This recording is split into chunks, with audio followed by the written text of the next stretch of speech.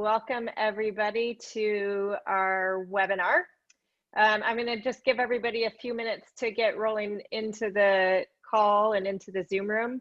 I'm Juliana Stancampiano. I'm the CEO of Oxygen, and I have with me today Sarah Davis, who's on our team. She is an instructional designer and producer extraordinaire.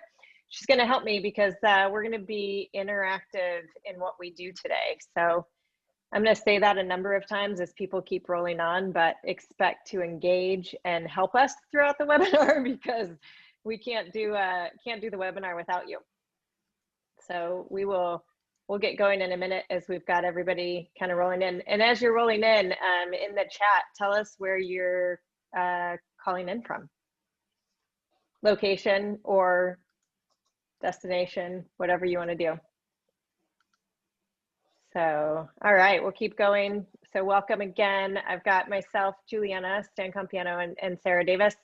We're going to get kicked off here in just a second. Yay, Dallas. I went to school there. Romania, awesome. Starting to cover the globe. Ottawa, we've got some of our Canadian friends. Beverly, Mass. I know who that is. Seattle, yay. Exactly. Baltimore, cool. The chat, yep. Nice, Atlanta. So we're covering the US, covering the globe. This is great. So we're gonna go ahead and just kick off and get started. And as I said, this is gonna be interactive. And so there's kind of two takeaways. And I was reflecting on this morning as I was getting prepared, but there's the content that we're going to talk about and we're all going to engage with around architecting learning experiences. And then there's actually doing a live webinar that's engaging and uses some of the tools that we've been using with customers and you may be using internally yourself. And so you'll get to kind of see how we've structured something to try to really engage with you all and to make the content resonate a little bit more, right? So how do we kind of get our hands dirty and learn together? And this is going to be live. So Sarah and I might mess up. We ask for forgiveness now. It might not always be perfect, but we've gotten some, I'm going to be changing my screen. And that's one of the things that you're going to see happen. And we've kind of worked that out and worked with Zoom and the sharing functionality to try to make that as smooth as possible. But we're going to be flipping back and forth ourselves, and we're going to be asking you to as well with some of the technology. So with that, I'll let Sarah go ahead and get us kicked off and get everybody engaged with the tech we're going to be using. Okay, thank you. Good morning, good afternoon, good evening. I'm not sure where you're calling from. We are going to be using a tool called Klaxoon to allow you guys to just engage with the information today. And so we have two different ways that you can access Klaxoon. The first is through your mobile device. And in order to do that, all you need to do is scan the QR code. You just use your camera, scan the QR code, and it will bring you straight to the site. You'll be asked to enter a nickname. Just enter a nickname and click join. Don't worry about downloading any apps. Don't worry about doing anything else. You can just do it directly on your device. The other option is to do it through your browser. You'll go to klaxoon.com on either, then again, in your mobile device, you want to do it that way, or on your desktop. You'll enter this daily access code, and I'm going to go ahead and put this in the chat in a second, and then enter your nickname there and join. Don't worry, we know technology can be finicky sometimes, so if you're having problems, all of the information will be on the screen. You won't miss out on any of the important information as we go through. But it's kind of fun to just engage with this information directly. So it looks like we have about 25 people already signed up. More people are coming in. Awesome. We'll just leave this up for another 30 seconds or so, Sarah, and then I'll take us to the next page. Perfect. And then Lisa, if you can, for those that are still getting logged in, just put the link and the access code into the chat. That'll keep it around for people to see. Here, and I actually have it, so throw it in originally. Awesome. All right. I'm going to take us, so in order to use Klaxoon, we're going to go and do our first activity. So I'm going to go ahead and take us there if that works for you, Sarah.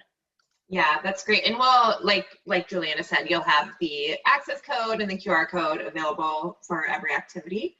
But the first thing you want to do is click on the pink activity bar that appears on your screen. And this is just a word cloud. So you're going to enter one word about why you joined this webinar. And once everybody's entered a word, I'll just share it for you all. You'll see it directly on your screen. Keep in mind, this is a word cloud. So if you have multiple words that you want to add, just do a hyphen in between each one. It looks like we have lots coming in. Curiosity is the biggest so far. I love it. I love curiosity. That's one of our like tenets.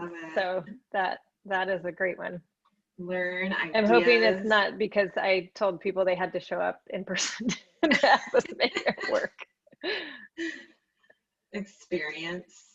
These are fantastic. Cool technology, new perspective. Oh, great job, whoever did this one. Learning, curious, eager, and they use the hyphens perfectly.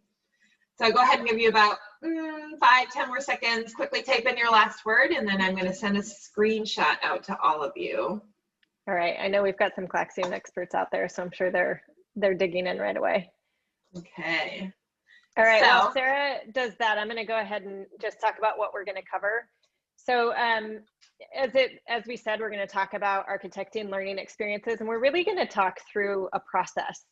And we're going to give some ideas, and we're going to give some examples. We're going to give some statistics, and we're going to essentially talk about the approach that we take at Oxygen when we go in and do any work with clients. And what I learned is that a lot of our clients, where we typically get kind of pulled in, is we come in and they say we need to design X, and you start asking some questions. And I had a client tell us one time, he said, you guys, he said, most people ask 3 questions, you guys ask like 16, and we're tired by the end of it, but we really want to understand why we're designing this thing and who's it for and what's it supposed to do. And I think we're all in this world of overwhelm of information and knowledge, and our people and our organizations feel it. And so how do we get really honed in on what it is that we're creating, why we're creating it, what's the outcome that it's striving? And so this is really, taking us through the process where we don't start with design. In fact, we're not going to talk about design really in its traditional sense at all. We're going to talk about getting to a point where it's mapped out, and we have a lot of the information about what we are going to design and why we're designing it and what that looks like. So to get us started off, I'm going to hand this back over to Sarah, and we're going to do our first activity that's around the content in Klaxoon. Okay, so we are going to go ahead and go back over to Klaxoon. So pick up your mobile device or go on your browser, and you're going to see a participate button on the screen. So just click on that. And then we have a list of components that are often used in developing learning content. And so what we'd like you to do is just sort the components into the order of approach that you generally use when you're developing learning content. So we'll go ahead and spend maybe a minute or so on this. Looks like people are already submitting answers. Awesome. The great part about this is that there's no right or wrong. It just is. And it's really that exercise to get our heads into the mindset of how do we think about this, and what do we think about it, and have we ever thought about it before? I think a lot of it just kind of comes naturally to many of us that have been doing it for a long time. And so I think breaking down that thought process and why it is that we approach our work in the way in which we do, I think is a really interesting thing to look at. So Sarah, I'm going to let you post when you're ready. Okay. Let everybody kind of get through that. Looks like most people are done here. So you should be able to see, I'll close this out, and you should be able to see the order that we will be talking about today, and Juliana will go through it on the next page as well. Go ahead. Yeah, although there is no right or wrong, right? So there was that, but we have a way in which we do it, which is what we're here to talk about today. So this is really the process that we take to create an experience map. And the experience map, as it says, is really about how to drive what needs to be built, how it's going to flow, set people's expectations. And we're going to break it down. So we're going to talk about outcomes. We're going to talk about the content, but maybe not. I had this epiphany this morning as well. Maybe not about the content in the way in which we're used to talking about it.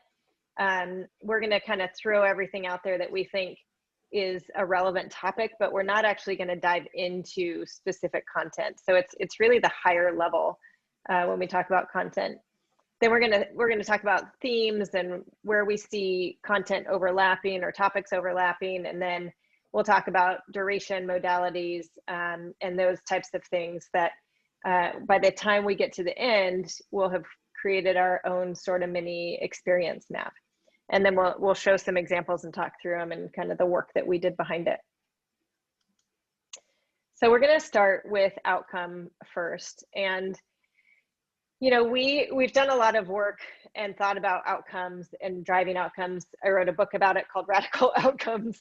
So there is that, and this process is in that book as well. So if you read the book, you'll get another storyline. But, you know, we're really focused on, if somebody's going to go through an experience that we create, and I like talking about experiences versus learning or training, because I think we all heard many adages about training and what that word kind of means. And a lot of people relate it to dogs, but then there's just the learning aspect. And I think we're in the age of experiences now. Both the people at work expect experiences, we expect experiences, we buy experiences, you know, so this is really kind of the world I believe that we're living in today. Is more about how do we take people through experiences, not, you know, what's the training look like or this, you know, virtual classroom look like that somebody's going to go through. And by the time they're done with that, you know, we're certain they're able to do this thing. I think our world flows and is more integrated than it's ever been before. And so how do we talk about what outcome it is that we're looking for somebody to achieve? If they are going through this experience that you've created, by the time they come out of this set experience for however long it is, what is it that they're doing? What are the expectations of what they're doing? And so that's really where we sit first. And, you know, it's interesting because we've done a lot of work and had a lot of facilitated conversations about defining outcomes for something. And many people, depending on their role, have different definitions of what an outcome could be. And so sometimes just asking the question is really illuminating across, you know, different stakeholders that you're working with. And you're going to see that you get 8, 9, 10 or more different answers. And that kind of pops the realization that people are like, oh, I thought we were aligned. And now I realize that maybe we need to talk through this more and have more alignment. And I think sometimes it can feel a little bit frustrating sitting and talking about an outcome for a little while, because people want to just get in and do the thing and get it created as quickly as possible. But what we find when that happens is that a lot of times you create something and then it doesn't get used because nobody knows why they would use it or, you know, what it's for. So really focusing in on that outcome is a lot of the work that we do with our clients. And this is a quote that was pulled from some research that Oxygen did. High-performing organizations measure the impact of the stuff they create and connect it to a business outcome. So it's not just about somebody going through and attending or liking or knowing something. It's really about connecting it to something that you're trying to drive from a business perspective. And this isn't always easy to look at, you know, and one of the examples we're going to show you at the end is from a call center environment and trying to drive a lower attrition rate.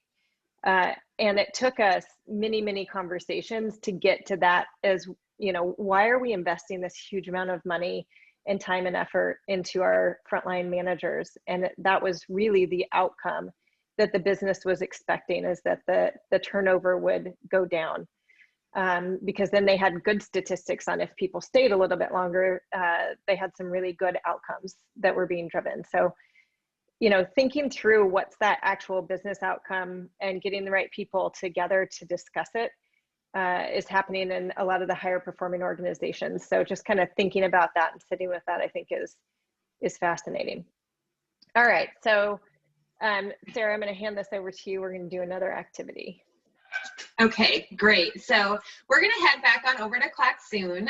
You can see down there on the bottom, in case you got kicked out, but for some reason there's the QR code and the access code. So just click on the participate button, and we'd like you to just go through those following metrics that measure business and determine which one of those or which of them measure business impact.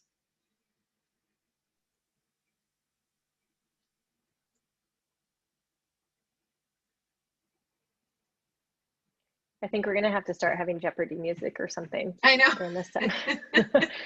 For those of you not from the US, we'll have to find it and play it. But it feels like it needs that. Dun, dun, dun, dun. You could just sing like that.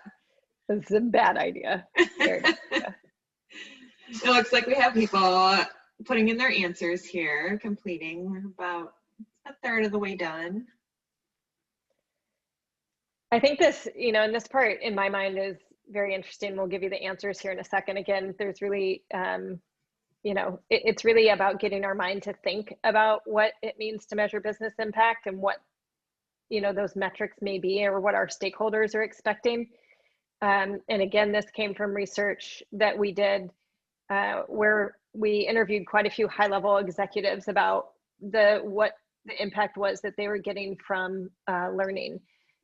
Organizations or sales enablement from a learning perspective in their organizations. And I think the interesting thing was after a lot of those calls, we learned that a lot of it came down to compliance for executives, and that was kind of deflating in a lot of ways for us. And so I think the more and more we can talk about the business impact and talk with our business stakeholders about the impact that the learning is going to make and how it's going to help them and help their people, and be able to talk about it in their terms, not learning terms or enablement terms, the more that they're going to listen and engage and help to drive forward the things that are going to make the biggest impact for the business, which is through our people. So Sarah might go ahead and go right ahead. It looks like most people have completed it. So this is this kind of the data that we pulled back, and these were the numbers of what people are measuring. So 18% were measuring on things that we believe measure business impact, and 59% were measuring on things that didn't necessarily measure impact, and the rest, I will say, weren't measuring. So there's always that, right? Choose not to measure and not know. So there are those people that were in the survey that we did as well, and the discussions had. So I'm going to keep going. This is just, you guys can see on the screen kind of where things sat from the activity that you just did. And I think the one thing that I'll say as we jump into the content aspect is we're going to give an outcome in a little bit. We're going to work with that and see where we get to. But, creating and deciding that outcome, like I said, from our perspective, takes a lot of collaboration with your business stakeholders, collaboration with HR partners, collaboration with the people that you're actually trying to help to understand what it is that you're driving. And it takes a lot of conversations. It can take a couple weeks of time, or it can take 6 weeks of time. And honestly, it sometimes depends on just how quickly you can get the meeting set up with the people that you're working with. All right, so we're gonna move on and start talking about content. Typically, once we have an outcome that we've agreed is a business measurement and outcome, then we start to say, okay, if that's the thing that we need people to do, how do we get them there? What are all the things that somebody would need to know and do to be able to achieve that outcome? And I think some of the kind of cool things that we've learned along the way is that when you do this exercise and you have such a concrete outcome that all these people have agreed upon that that's what you're trying to aim for, is that when people say, oh, but I really wanted X or Y in there, you go, okay, great. Does that map to the outcome? Does that help them get there? And then they'll, they might look at it and go, oh no, you're right. It actually doesn't help with that. And maybe that topic or that content belongs somewhere else. So we typically use this to just really do a brain dump of everything that we believe that somebody needs to know and do to achieve the outcome, and then have the conversation around all those different pieces. What does that look like? How deep would you go in that topic area? Because I think that's a lot of the conversation to get you into knowing exactly what it is that you're going to be designing for, is understanding very specifically what the content is and how deep it goes. So I'm going to take us, we're going to do an activity now, another one full of activities. And this one I think will resonate, I know, with some of the people that we have on the webinar, because I know them. But the outcome that we have pulled out is, if you're an account executive and you're going to be onboarded, and in part we pulled this because onboarding can be a fairly easy thing to use, and your outcome is to be defined as meeting quota. So somebody's onboarded once they meet quota. What would they need to know and do to achieve that outcome? And I'm going to show the Klaxoon board as these things start coming up. I think, Sarah, on this one, right? Yeah. This is and we're going to kind of look at it. And this is where you just get to put your idea out. We're going to try to brainstorm as a group as many as possible. What do we think an account, and this, to be fair, also know that we don't have necessarily account executives here or stakeholders that are sales leaders, et cetera, but we're going to do our best to just brainstorm out as many of the things that we think somebody would need to know and do to meet this quota. And I'm going to share the Klaxoon. Awesome. Yeah. So for those of you who are participating in Klaxoon, go ahead and just click on that participate button. It looks like lots of people are already putting in ideas. But you'll just click that idea button on the bottom of the screen and enter your idea. And I will, oh, looks like somebody else is that you, Juliana, moving them around? Yeah, that's me. Oh. We're like having a fight over it. I have to apologize. My Zoom screen completely disappeared right now, and so I am just guessing on where you're at. Good. We've got lots of people bringing it, or putting in things on the board, so this is great. Fantastic. And we have other people organizing them, which is also awesome. That might be you. Ooh, and we had somebody that figured out how to change their color. Love it. That's great. So we're gonna brainstorm on this for a little bit, because I think, as you guys are seeing, there's a lot of stuff for an account executive to have to know and do to be able to hit full quota. And the reason why I like that definition of an outcome, because I've talked about this with any of you that know Heather Cole from Serious Decisions Forrester. She just recently left. We've done a lot of work together, and this is one that they use because it does measure business impact, and it is in the terms from a data perspective, a good quantifiable outcome. And some of the companies that we've worked with, when we've gone through and we've talked about these types of outcomes, you can get anything from, we think that they're onboarded when they get their laptop, to, closing a first deal, to which is a metric that she's not as big of a fan of, because closing a first deal, somebody could come in and be handed something that was almost about to close and close the deal, and it would be attributed to them, but they haven't actually done the whole process themselves, right? So the reason why she likes the driving to quota, which I agree with, is that inherently within that, you're probably going to have to run through the entire sales cycle at some point, and it's not going to be something that's handed to you. So as we can see, there is lots and lots. Oh, and we have pictures coming in. I love it. A lot of stuff that somebody needs to know and do. And this is where, Klaxoon is very cool, because look at all this space that just keeps growing, right? And you can scroll around and you can just keep brain dumping. And in the virtual world that we live in, we need these tools to be able to collaborate and brainstorm with one another. This is obviously not something that's done. This is obviously a work in progress, and it allows us to get our thoughts out and to really collaborate with your stakeholders. So this is great. I would say keep adding if you have things to add. And I'm going to take us back to, if I can, because I just went to the thing, I'm going to take us back to the presentation. But feel free to keep adding. So this is just an example of what one of our brainstorms look like with a customer. And you can see this you know, there are a lot of different things similar to what you guys are putting up there about what somebody might need to know or do. But using these tools, we also use Miro a lot at Oxygen. Used to be called Real-Time Board. I know plenty of people that use Mural. So the names are very similar, but they're two different tools. And they're great to use in this virtual world that we're all living in to be able to brainstorm and collaborate together. All right. We're going to move on to the theme. And we're going to start talking about themes and what that means. So we've done the work. We've talked a lot about the outcome. We are continuing to probably gather content that we believe somebody needs to know or do to meet that outcome. And the next thing that we do is once you get that big brain dump, and I'm sure we've all been a part of this, we have to start categorizing it, right? We have to start organizing it.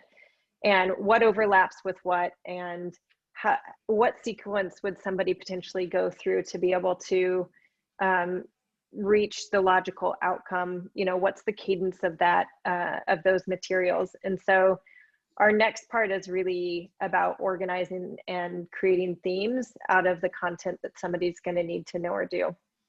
And so we're going to make you all do this as well. And I'm going to get in and jump in and do some of the lifting on this as we go through. Although I do know that we've got some real strong experts on the call. So I expect some help from those of you that have been through and done this with us.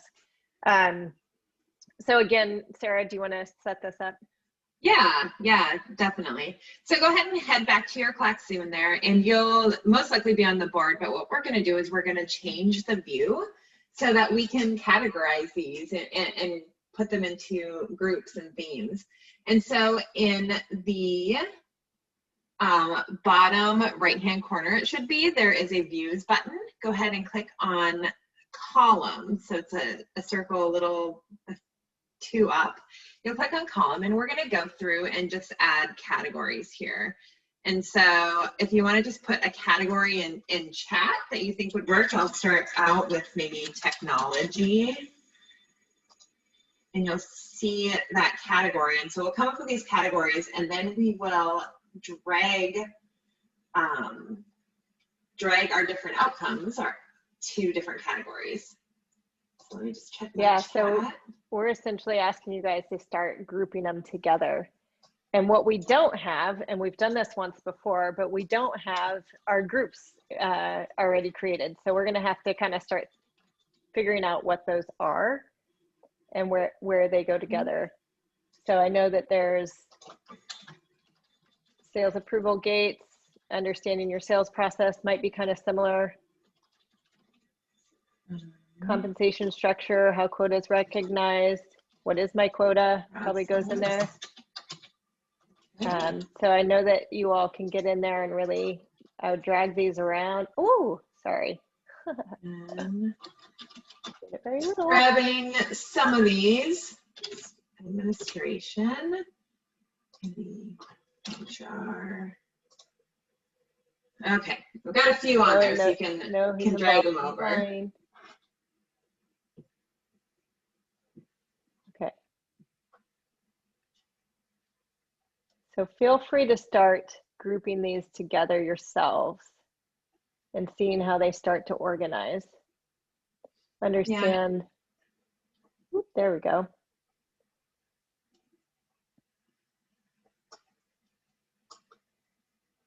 All right.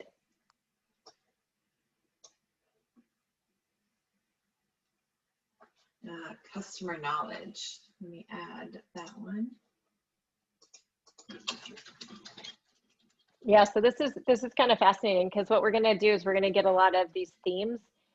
And then the next iteration of this would really be like, well, let's break it down and think about it from the cadence of somebody that's coming on, they're new, and what's the order that they need to know these things. And so it might take some of these themes where we're saying product knowledge or, you know, the technology or about their quota, et cetera. And it might start to break some of it up depending on kind of the timeline that we look at across onboarding and where somebody, you know, when do they need to understand the product knowledge in the cycle of getting ramped up versus knowing how your internal systems work versus knowing who your customers are versus, you know, knowing where the assets are that they're going to use in these customer conversations, and really start to think about it from that flow perspective as well. But first, we like to really theme it all out and figure out what we've got a bunch of, because that's going to really create your big blocks that you're going to need to look at.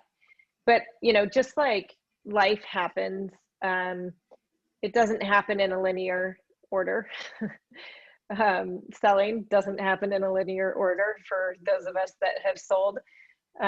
You know, you jump around and you need to know different things at kind of a different time.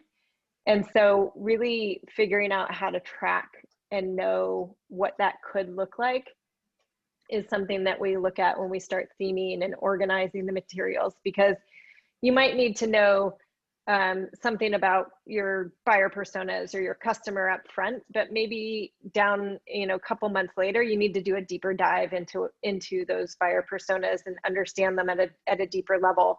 So we start looking at like leveling out the content that somebody needs to know and do based on kind of what is our runway of time that we have to get them to quota. I love it. And everybody's doing the work. We have a lot on. What do we've got, Sarah? I haven't been looking at it. Oh, sorry, I can't see what you have there. So, Juliana, if you click on, I'm looking at the tiniest little bit, but if you click on the bottom right-hand corner where it says views, yeah, and then go up to columns, there you go. So you can see where everybody has kind of categorized things. I love it. Okay, this is great. Awesome. It looks like we've got a lot of it organized. And I think, you know, the other thing that we would go through and go, okay, as we start theming these, what are like our little mini outcomes that people are knowing and doing as they go through the experience? And that's a great way to insert manager checkpoints or knowledge checks along the way. Are they understanding these things? Are they really able to do them? And how do we make sure that somebody's not falling behind as they go through this experience? Because it's probably going to be a through time experience. I don't know what else we had. Quota. I love the administration. There's just one. I'm sure all your salespeople would love that too. Account management, though, that's a deep topic. There's a lot. So it's the other thing. It's like, okay, there's a lot in account management, right? Like, how do we do account management? How do you do it at the organization? How is it done in general? What are the expectations? Are there reviews? We had one client where these weren't happy reviews. They were not known for being the best calls to be on. So how do you help somebody be successful? You know, and there was a lot of discussion around that with some of the sellers. It was like, man, if I had known how we structured our account management reviews when I got here, I would have really been more, you know, had a better feeling about the company within the first few weeks of joining, because I stepped in on something that I didn't realize, you know, some of our very senior execs were going to be in. And the expectation was for me to have something that I didn't have set. And so, you know, letting your salespeople know and trying to walk them through that and getting somebody ramped up so that they're hitting the expectations of the company going into it, I think is very crucial from are they going to stay, you know, will we have longevity with this person in this position? And so, yeah, that's an interesting topic, and there's just so much underneath that to uncover.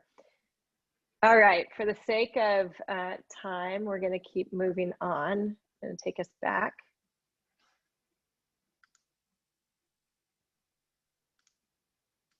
This is great, though. Great work. And then we're gonna start talking about duration, which I kind of started to touch on a little bit in this last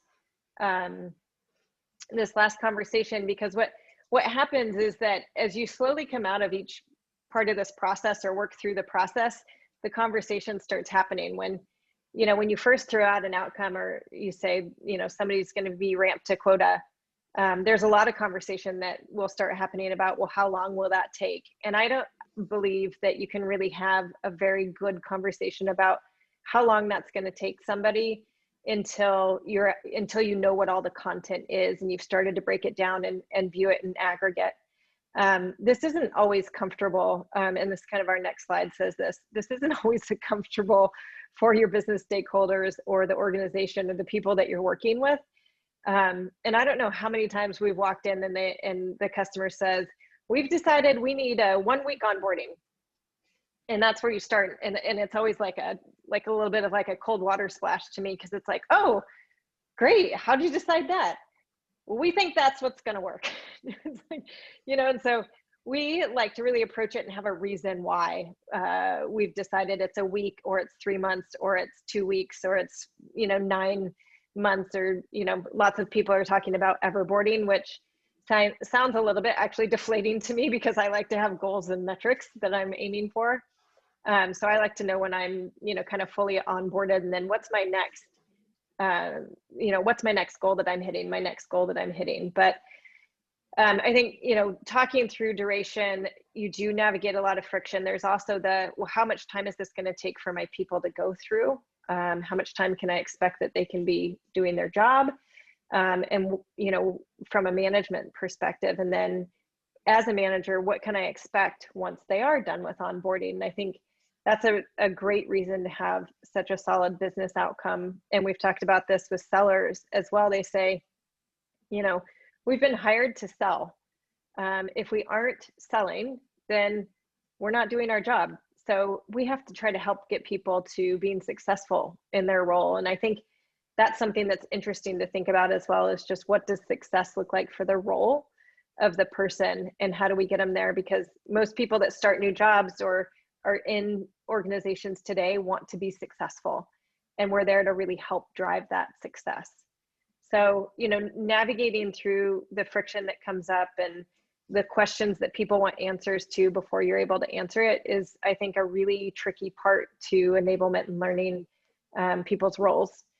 Sometimes you can't answer the question, but one of the things that I found that works with people that are especially like very good at this and more senior is asking them how long it took them. When you were in this role, because I know you did this a while ago, how long do you think it took you to get ramped? And then a lot of times there's that self-reflection moment where they're like, not super excited about it because everybody wants it faster, but they also realize that they have to figure out and be realistic about the time. And we found that when you really package an experience and something for people to go through, and they know the targets that they're hitting, it's okay that it's 4 or 5 months of time. We are people, we're not robots, and we have to have the time to bring in the information, do stuff with the information, do our jobs, learn from it, get better at it, and continue to progress. Which brings us to modality. So this is also something that I feel like we walk in and it's already kind of predefined or pre-prescribed, where it's, and we've walked in and it's been like, this is going to be all classroom, or, we're doing the boot camp. Everybody's coming to headquarters. They're going to be here for 6 weeks, and this is 1 week of what they do, or this is the 6 weeks and we have to figure out what that looks like. Or it's fully online and we have to scale and everything has to be online. And we're in this world now where it's like live virtual is hard to schedule around everybody's different schedules, but fully online isn't connecting us, and we need more community right now. We need to feel connected.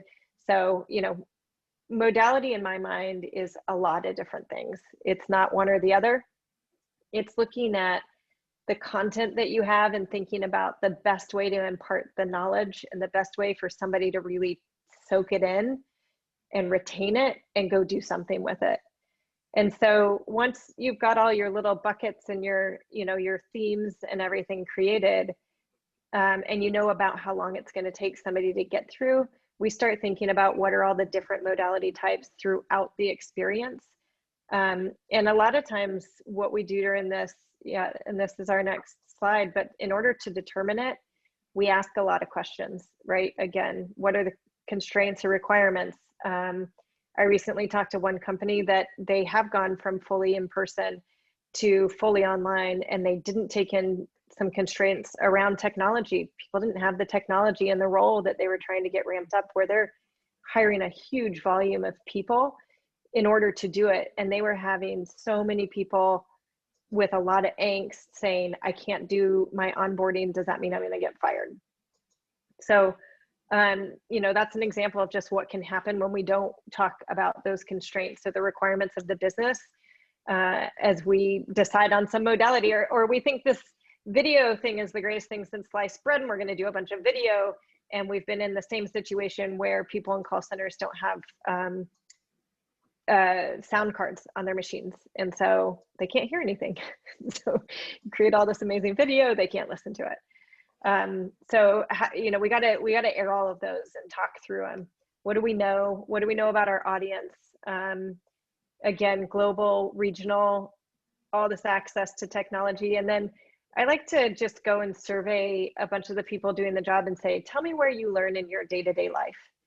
And from the different audiences we've worked with, we find out a lot of things about where people go and search for things. YouTube for a long time was a really big one. It's like, I look it up on YouTube, see if there's a video to help me with that. Or I listen to podcasts, or I read articles, or I commute via bus, so I have time to do these things in a more asynchronous way. And so, you know, learning that detail about the people that you serve helps you think about the best modality that they're gonna A, engage with, and B, then be able to take in the content that you have.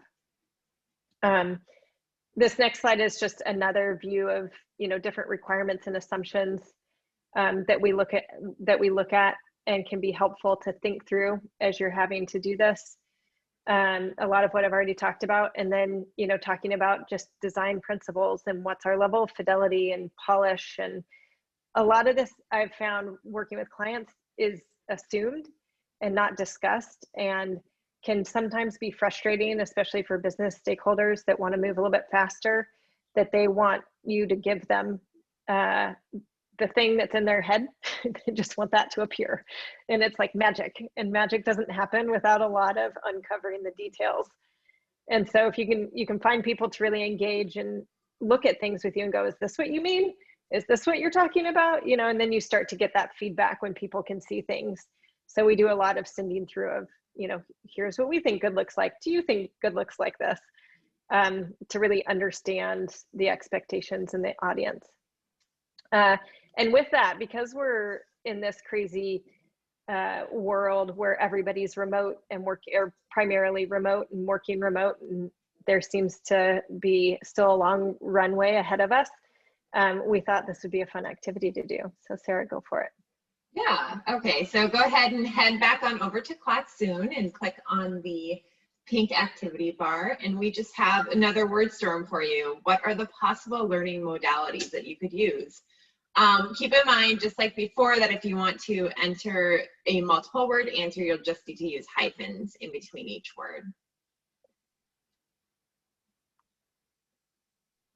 We're hoping to like garner grassroots ideas from you all and to be able to share them with everybody that's here. Yeah, I think we get stuck in our rut. Yeah, it's a little bit like cooking. You end up cooking the same things over and over again, and you need your friends to help you out of a rut. Yes, TikTok, I like that. Yeah, I know the younger generations too are using that quite a bit. In fact, Meg Whitman left. When she left HP, she's at a company now that they do very short form content that's like, I think no longer than 9 minutes. That's like a TV series for the younger generation. So out with the 30-minute, 1 hour series and in with the 9-minute episodes. Fantastic.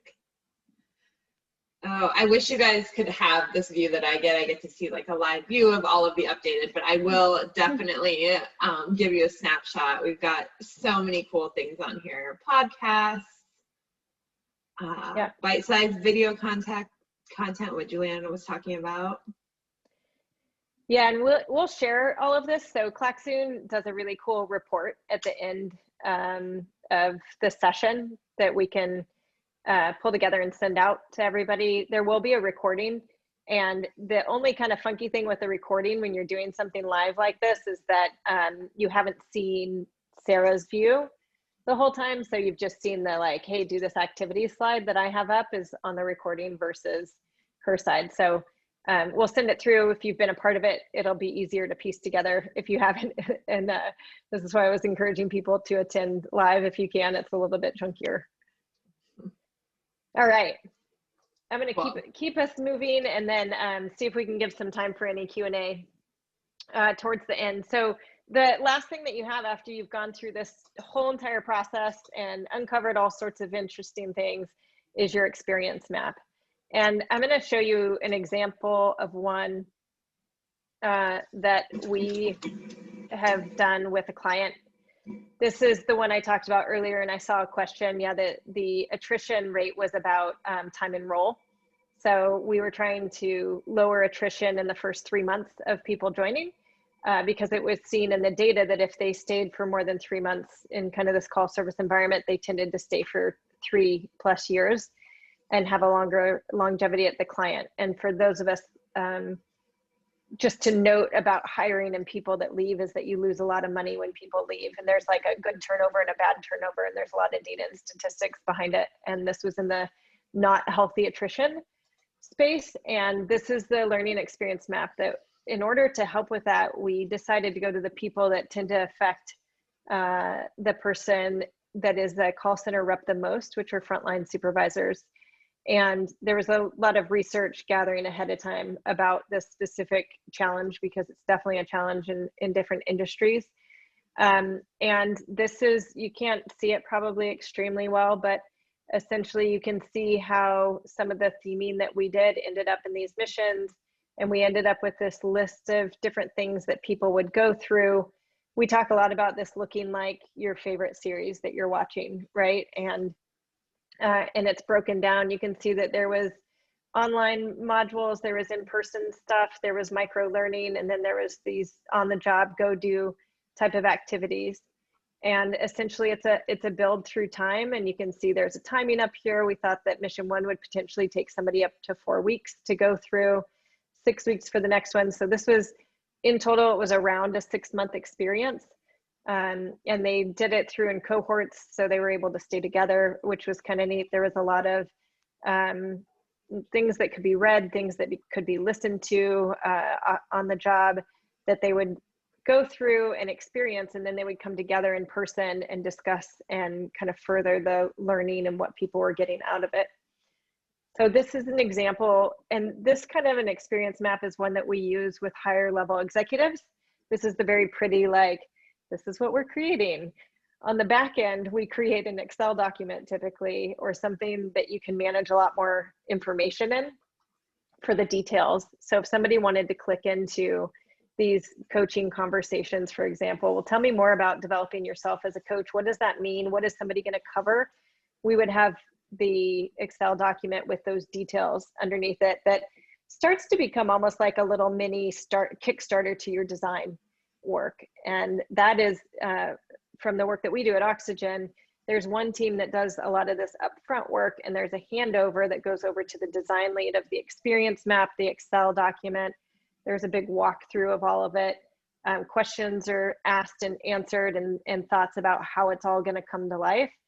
And then what we have found is that on the design side, you can do more iterative sprints when you have a lot of this definitional work done up front, because you're not asking yourself the questions in the moment with the design. You know, you have decided on design principles, you've decided on modality types, you've decided on timing, you know, so it's all there, and a lot easier for the designers to pick up and then work with the content either that you have or the subject matter experts that can then discreetly be assigned to specific pieces of this and don't have to be in every meeting, you know. And you can start building those relationships one-on-one where people have a real expertise to bring their content to life, so somebody can actually intake and consume the content and do something with it.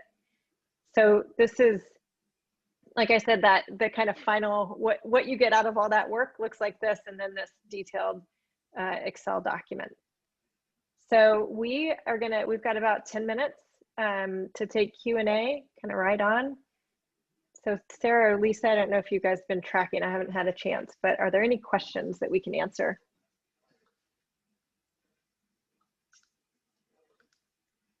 Try to look. Oh, I did the, yes, definitely can get recording and slides. Favorite resources you can share for organizing the experiences. Do you mean for platforms or where the stuff resides? Because that's a great question. I would say, so you're going to have to look at like whatever it is that you do your content management, you know, wherever your content resides. And we have done a lot of work, and I'd be happy to even take this offline because we've done a lot of work into the technology side of this to how to make it easy for somebody to go through an experience and to find it. And there's some workarounds with some LMSs and content management systems, because a lot of them are programmed to just put up content. And then there are some ways to create things internally. We've seen customers do that where they create it themselves for people to go in and find. So that is one of those complicated questions that it kind of depends. And typically we'd look through all the technology that you use and try to find the best way in order to get it out onto the platform of choice and organize it in a way that is the best, you know, experience for your audience that's going through this. I would love to know if you have other questions off of that. Oh, templates you use to organize your thoughts and data. We have internal things that we use in guides, I would say, that we use as a team, and kind of checklists of things that we go through and did we create that, etc. But I don't know about any that are just out there on the marketplace for people to take, but happy to share this. This is a process. The other thing is, if you, it's in, a lot of this is in the book that I wrote. So you can get a lot of information there. All right, Robel, it's nice. Oh, go ahead, Sarah. Oh no, I wasn't sure if you're able to see the chat here. So if you are, that's great. Perfect. It is, and I love it. I know Robel from a previous life, so this is great. So your process understanding the learner user came later. Is that usually the case? How much time or effort? We spend a lot of time understanding, and I always call them the audience. I will tell you, I struggle with like user from the tech world, because it kind of dehumanizes the person. I feel the same way about the word learner, which is not very popular in a lot of circles. But I like to call them by their role, you know, account executive or our audience, our people, you know, the people that we're creating for. It kind of happens throughout the course of that process. I think you can do some of those things in parallel to learn about it. The biggest thing that you need to know, I think, though, up front is that outcome and content. And that's normally driven by both people from your audience as well as business stakeholders and any of the kind of internal service people. So I think knowing a lot about them during the process is how I would do it. Let's see if I can see this. Does it mean retention in the training, retention in the company? Oh, retention in the company is what I was talking about, the attrition rates, not in the learning. When we first walked in, that client specifically, the learning was kind of all over the place. And so it was a pick and choose, and people didn't know how to navigate it. And I think this also gets back to the platform discussion. There is so much available for people, and we make it really difficult in a lot of ways for people to find content that they need or that's applicable to them. So it was like, hey, here's your list of 10,000 courses that you could go through. And I can tell you that nobody was going through that or doing anything with it. And I think what's great about an experience map is it means the company has a point of view for that role for them to be successful. And I think from what I've learned in doing this for so many years is people want to know what the company wants them to do. You know, they want to understand what their perspective is on how we approach conversations or how we manage our people, you know, so it's our responsibility, I believe, as organizations to really set them up for success with that. We definitely lean on stakeholders to inform us on the people that we're that we're creating for, but I will caveat that and say a lot of them don't know their audience as well as you might think that they do. So we actually go out to the audience and we ask them a lot of those questions about where do you go to when you need something? Who do you know? And one sales audience that we had was like very prevalent to say the bar of where they go and find information. They go and talk to other people a lot. And so being able to instill that in what you're doing from an internal perspective is something to look at. You know, how do you create internal bars so that people can go hang out with one another and ask questions? I think a lot of community managers are really trying to tie into that and bring people together, especially that have commonalities, so that they can connect with one another, because we need to as humans, as well as learn from one another. Yeah, these are great questions. I don't know if I hit on all of them. I don't know if I've seen them all, to be honest, but I just tried to pick some that I did see. How do you link multiple experiences? Also a great question. I would look at it as a life cycle of a role. So one of the things that we didn't talk about is role enablement specifically. In order to get down to outcomes, a lot of times you have to do it per role, because everybody's role has a different, you know, achievement that they're trying to hit. And so when you look at that lifetime of a role, what would somebody go through during that entire role? And then how do you measure it along the way? And then kind of what would be the next career pathing out of that? So, you know, post onboarding, then what's next, right? So you've gotten somebody to a specific point, but then there's always more room to grow with there. No worries. I also realize I'm not looking at the Q&A. So Sarah, I don't know if you've looked at that. How to bring learning into what people are already doing in their lives, social media, etc. Yeah, I think that's a great question. And there are things that we can control as organizations and things we can't control.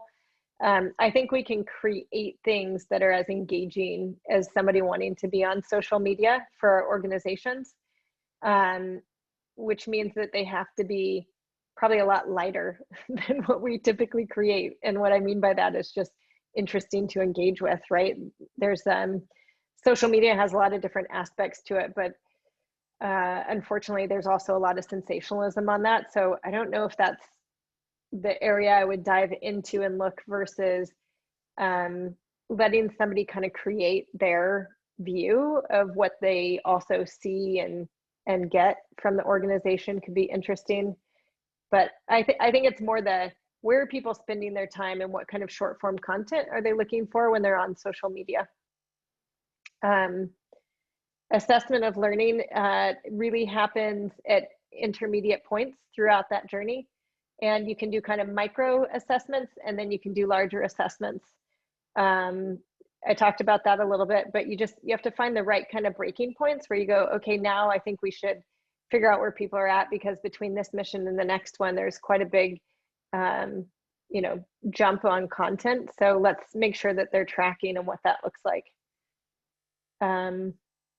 Is there anything else, Sarah, that you saw? Ooh, we've got 2 minutes left. So our next webinar here, just so that everybody knows, and I think Lisa can put the link in here, is around how sales enablement and marketing can succeed in our new reality. We're going to have a guest on, somebody that I've worked with for a very long time, Tad Harmon, who has done marketing and run multiple marketing agencies. And we're going to really talk about that connecting point that we're seeing more and more in organizations, but how do we start bringing ourselves together in order to benefit what we're both trying to do? So I think that's going to be a super fun discussion to have. And then just ways to keep in touch. I don't know if there are other questions, but we'll grab them. I'm sure my team will grab them, and then we can follow up with anybody afterwards, knowing that we're right on time. So thank you everybody for joining. Sarah, thank you for your help. I appreciate it, and making this work for everybody. And we hope to see you at the next webinar. Have a great day, everybody.